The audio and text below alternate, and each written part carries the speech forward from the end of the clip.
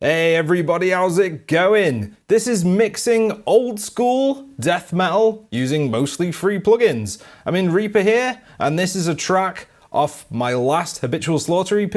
It's called Psychotic Satisfaction, and here's a clip.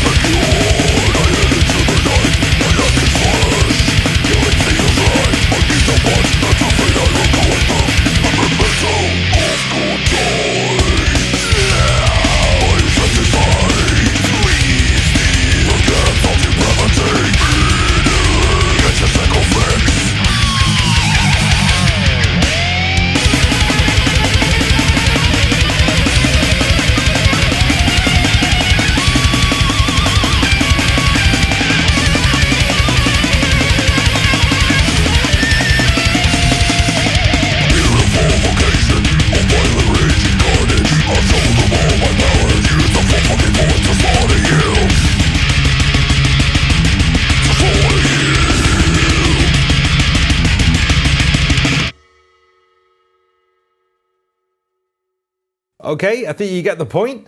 I'm going for that early 90s death metal vibe. Think, Cannibal Corpse, Morbid Angel, Death, Deicide, the Tampa stuff. If you're looking for modern death metal, this isn't for you. If you're looking for polished drums and super brutal 5150s, this isn't for you. This is old school tones. This is like snappy, raw drums and scooped guitars, just very raw in general. Let's just jump in. For the drums, Yucatone drums. No surprise there, I've been using these for years. This is a fantastic kit, the OSDM kit. It's got a bunch of presets. On Feast for the Beast, the last Habitual Slaughter EP, if you've not heard it, check it out. I used the OSDM kit again. I used a different preset, but for this one, I wanted something a bit snappier, a little bit more of a snappy snare and a snappier kick drum.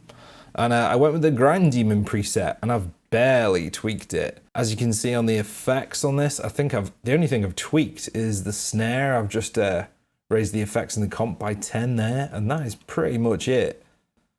I might have adjusted levels here and there, but I don't think I have. Just a testament to the presets. Then I'm going into an EQ. This goes across the whole kit. I'm not splitting up the tracks and mixing individual tracks, individual pieces. I didn't feel the need. Wanted to keep it as raw as I could.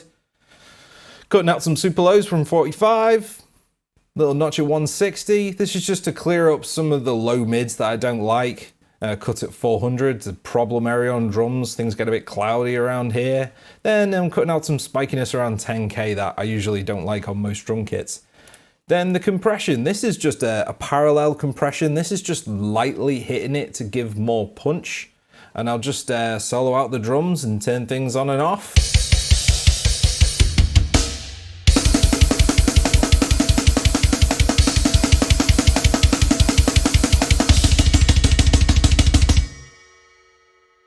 As you can hear when I turn the compression on, it just brought everything forward a little bit.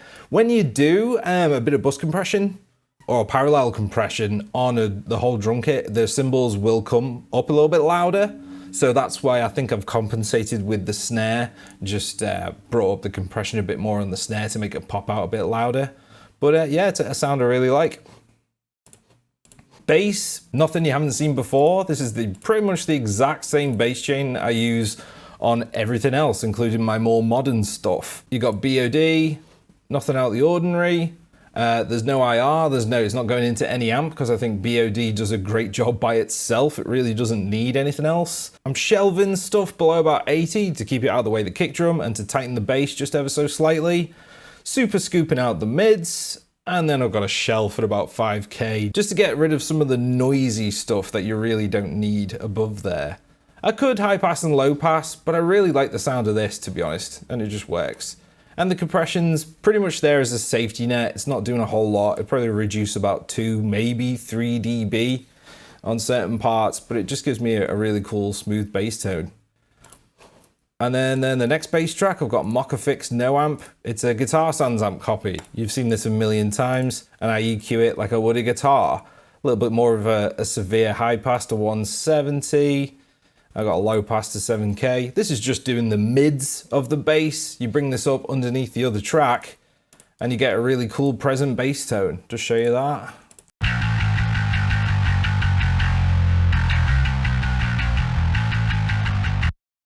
It's just a really good go-to tone that works on pretty much any mix. So I've got this set to -6. That's almost always the same on every mix. And this is usually around -16 or -15 on other mixes, but to make it a little bit more old school, I brought it down by a few dB to -19. All right.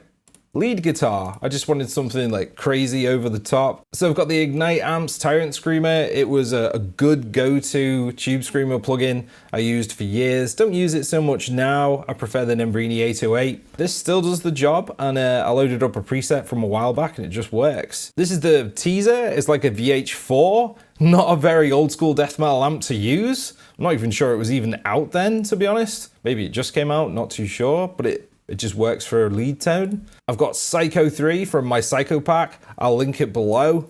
These are my own IRs captured from my own PRS cabinet, and I loaded it with a Celestion 7080 speaker, which is a cheaper speaker in their line, but it still sounds really cool, and it sounds kind of old school. It's not quite as hi-fi as a V30. It's got that more old school feel, like some towards a T75 and a greenback kind of sound. It's not exactly like those speakers, but it's got that vibe. Then some chorus just to make the lead sound a bit wider.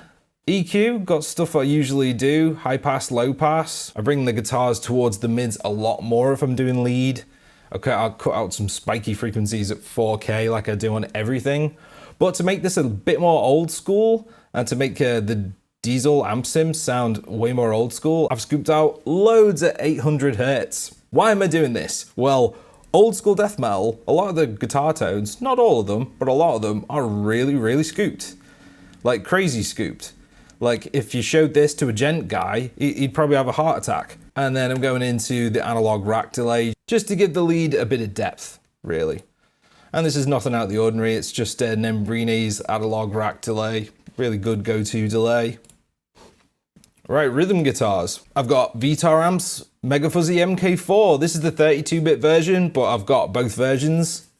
I loaded up the preset, and this was the one I had. This is from the last EP, Feast for the Beast. This is the tone I used. It's probably tweaked ever so slightly. By lowering this LF gain, the low frequency gain knob, you can get a really tight tone. Boosting the input and boosting the gain, you can get a really cool, tight, percussive metal tone. And because this is old school death metal, the mids are down all the way. They're off completely. Then I'm going into Pulse, and I've got Psycho X loaded up here from the Psycho pack. It's more of a scooped sound, which again is what I want. EQ, nothing out of the ordinary. Got it high past the 140. Scooping out some low mids at 300. This is where the cloudiness is. I really don't like this on rhythm guitars. Some of the spikiness cut out with 4K. And all the noisy high frequencies are gone from 8K onwards. And then the second guitar, pretty much the same settings there. I've used a different IR blend. Yeah, I've blended Psycho 2 in with Psycho X just to give a slightly different sound. And the EQ is the same there. Now the bus, I've got Son EQ. And I'm doing that little Pultec trick. Cuts out some of those woolly low mids and smooths things out across the spectrum. It sounds really cool. And as you can see here, I've got a mid band, and I'm cutting even more mids out of the guitar tone because this is old school death metal. If you listen to, especially Cannibal Corpse, Deicide, Death, it's really scooped, like crazy scooped. I think it was definitely the fashion of the day, especially in the early 90s. Most of the death metal guys, they were going for that super scooped mid tone. Yeah, I just love that tone. And just, this is the default frequency. It's 831 Hertz. I just lowered the mids a bit and it got me there easy. Then I've got Nova. I'm just high passing all the guitars to 130. When I've scooped out all those mids out of the guitars, the bass was, way more noticeable, and the high end as well. So I'm just taking care of those frequencies. This band here is taking care of the palm mutes, and it just dips by a few dB when there's a super heavy chug part, because when you're chugging a guitar, the palm mutes will cause the low mids and the low end to bloom. And this just tames those low mid and low end blooms. Then I've got a little dip at 4.9K where I was getting this sort of harsh resonance, this annoying resonance sound. So that's the guitar bus. Right, that brings us to vocals, which is, my favorite bit. Right, got re-EQ, and I'm cutting out a lot of low end. I'm all the way to 350 because I go handheld. I use a Sennheiser E935 on harsh vocals. It's a really full sounding microphone, sounds great. It's been compared by Kristen Kohler to an SM7B, and it comes quite close. It's got a fantastic sound for dirty vocals. I really like it. I'm cutting out some 1K just to get rid of some of the honk, some of the duck quack quack frequency out of the voice. And a low pass. I don't really need it there, but it's just there to just cut out some of the crap you really don't need above 12K. Compression, very heavy compression on the vocals. I'll just let you, let you hear it in a sec. De-esser, I've got two stacked on top of each other because I'm so close to the microphone, and you can tell by my voice just now, the S's and the T's and all that stuff just pops out so loud. I just want to tame that with two de-essers. Then a Head Crusher Free by Audio Assault. This is the free version from years ago. I just love it. It's my favorite saturator. It's my favorite distortion plugin. I use it on vocal. It just works really well. And because this is old school death metal, I wanted some verb on there. I wanted sort of a roomy sound or a plate sound as I've got here, just to put the vocals in a space. I didn't want them super upfront, in your face, super hyper compressed modern sound. I didn't want that. I wanted them to not sit back a little bit, but for me to sound like I'm in a studio, I guess. And because some of the vocal sounds from back in the day had a bit of verb or a bit of room on them, just to give them some vibe. I'll just solo out the vocals, let you hear them. And my approach with the vocals on here, it was to be as ridiculous as possible, just to be super aggressive. So I'll just let you hear them on their own. It came the day, they let me out.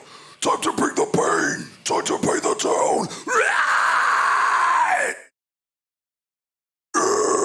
Are you satisfied? It's coming out the depths of depravity. I want to kill. Get your cycle fix, not cure.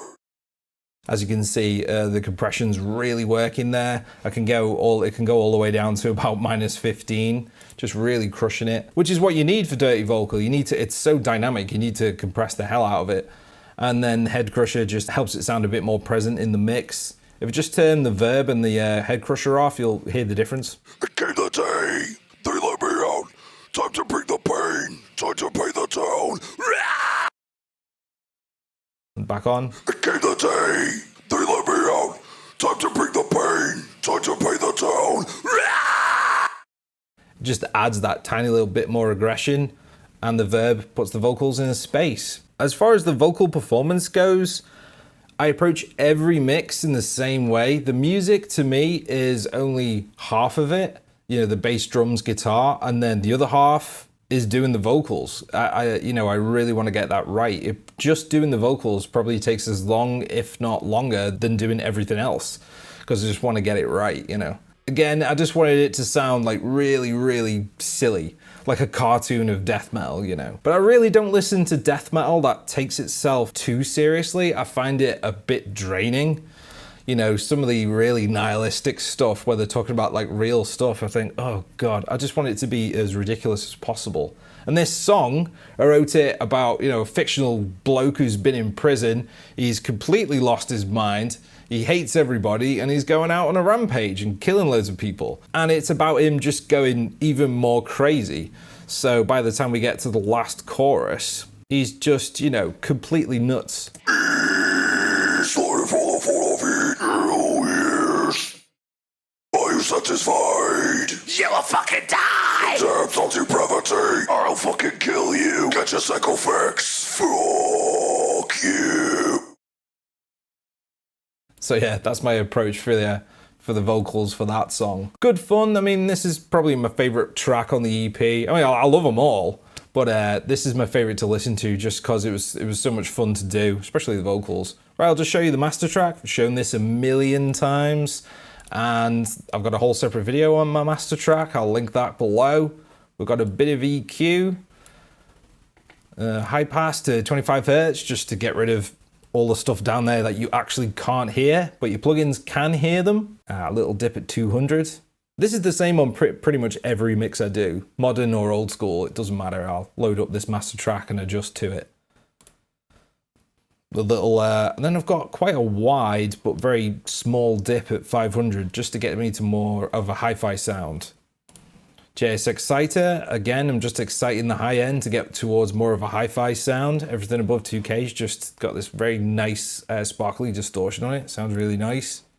Rex Comp, this is just compressing the low end, everything below 86 as far as I can see, and it just boosts and controls the low end.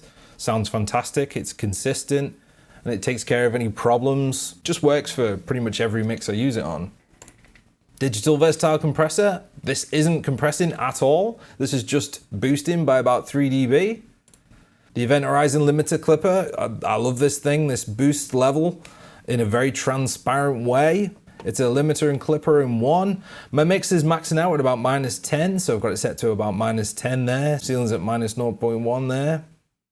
And it'll just boost your mix in a controlled way. You push it too far, it'll start sounding really congested and strange. And then the JS Master Limiter on top of that. And this is to shave off any peaks. If you just watch the meter down here, the reduction, you'll see it just sort of kissing the mix.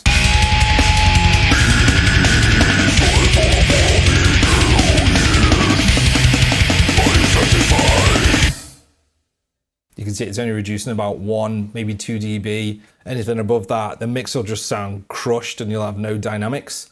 But all these, stages of boosting are just, that's the way to do it. Just layer them on top of each other and you'll get a nice loud controlled mix. And then a secret sauce that I see almost no one using. I know I Approve uses this on guitars, but I use this at the end of my chain. This is Mojo by Air Windows. And it kind of does what a saturator does. It's not exactly a saturator. I don't actually know what it is. It's described as a transfer function, but it just tips my mix over the edge. If you listen to it without,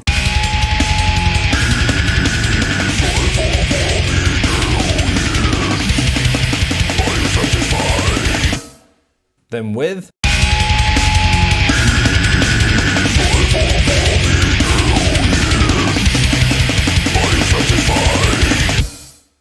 it just brings everything forward. It has the music jumping out the speakers at you, which is what I want. So that's about it, guys. Check out the EP. I've got it linked below. It's Habitual Slaughter. It's called Ravenous Undead. And if you're not into death metal, if you're just more into thrash metal, I think you'll get something out of this album too. It's not straight death metal. There's some death thrash kind of elements in there. If you've got any questions, just leave them below and I'll try and get back to you. Cheers.